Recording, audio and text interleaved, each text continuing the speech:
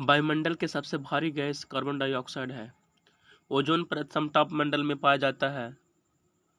प्रकाश के प्रकीर्णन के कारण आकाश का रंग नीला दिखाई देता है। वायुमंडल की सबसे निचली परत क्षोभ मंडल है। क्षोभ मंडल में संवहन धाराएं पाई जाती हैं। वायु दाब को बैरोमीटर से मापा जाता है। प्रशांत महासागर का आकार त्रिभुजाकार है। प्रशांत महासागर विश्व का सबसे बड़ा महासागर है। विश्व की सबसे गहरी झील रूस की बैकाल झील है।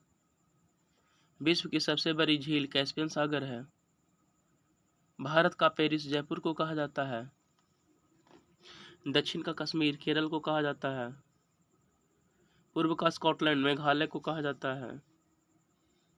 गुलाबी शहर जयपुर को कहा जाता है। त्योहारों का नगर मदुरै को कहा जाता है। ईश्वर का निवास स्थान प्रयागराज को कहा जाता है। पृथ्वी का स्वर्ग श्रीनगर को कहा जाता है। आनंद का शहर कोलकाता को कहा जाता है। रैलियों का नगर नई दिल्ली को कहा जाता है।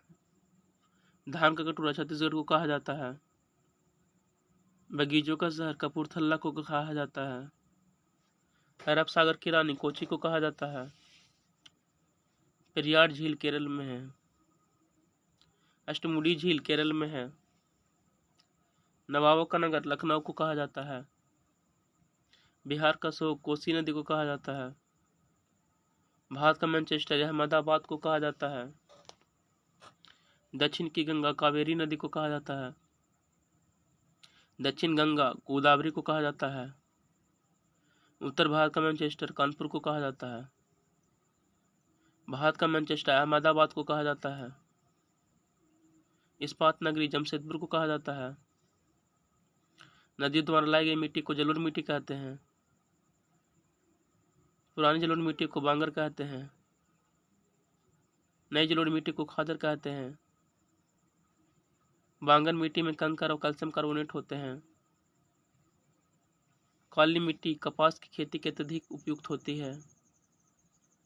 चाय और काजू की खेती लेटराइट मिट्टी में होती है। भारत में हरित क्रांति के जनक एम.एस. स्वामीनाथन को कहा जाता है। मूंगफली शुष्क भूमि के लिए सर्वाधिक उपयुक्त फसल है। बादामी क्रांति मसाला उत्पादन से संबंधित है।